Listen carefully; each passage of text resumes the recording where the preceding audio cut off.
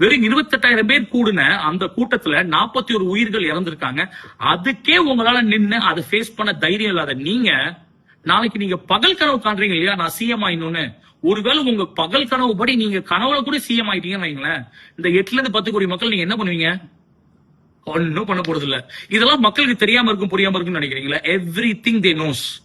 இப்ப நெக்ஸ்ட் என்னதான் பண்ணுவீங்க? இன்னொரு 1 வாரம் 2 வாரம் கழிச்சு மேடையில போய் அழுவீங்க, இல்ல ஆழ்ந்த இரங்கல் தெரிவிப்பீங்க.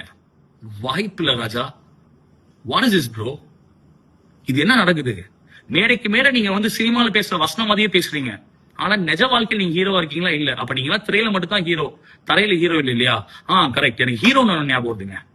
அதாவது இன்னைக்கு திரைத்துறையில உச்ச நட்சத்திரமா இருக்காங்களா நடிகர்கள், அதுல ஒருத்தர் கூட இந்த கரூர் ஸ்டாம்பேருக்கு ஒருத்தர் கூட இரங்கல் தெரிவிக்க வீடியோவோ ட்வீட்டோ போடலங்க, except Rajini sir and Kamal sir. நானே யோசிச்சு பார்த்தேன், என்னடா இது அப்படின்னா அப்பதான் புரிஞ்சுச்சு. நாளைக்கு அவங்களோட திரைப்படங்கள் வெளியாகும் போது அவங்க ரசிகர்கள் மட்டும் இல்லாம, பொதுமக்கள் மட்டும் இல்லாம, விஜயோட ரசிகர்களும் படம் பார்க்க வருவாங்களே. அடடா, நம்ம இப்ப விஜய்க்கு எதிராக போஸ்ட் போட்டாலோ இல்ல வீடியோ போட்டாலோ நாளைக்கு விஜயோட ரசிகர்கள் நம்ம படத்தை பார்க்க வராந்தா என்ன செய்யறது? பயம். ஓகே, நடிகர்கள் எல்லாம் அப்படி இருக்காங்கன்னா இயக்குநர்கள் இருக்காங்க இல்லையா, என்னுடைய சமுதாயத்தை வந்து பிற்பட்ட சமுதாயமா சொல்றாங்க, மக்களுக்கு அநீதி நடக்குது, சமூக வந்து ஒற்றுமை இல்ல, நல்லிணக்கம் இல்லன்னு பேசுற அந்த இயக்குநர்கள் ஒருத்தர் வீடியோ வெளியிட்டீங்களா? சுட்டு செய்தி போட்டீங்களா? இல்ல. ஏன் தெரியுமா? உங்களுக்கே தெரியும் இதோட தப்பு விஜய் சைடு தான் நடந்திருக்குன்னு.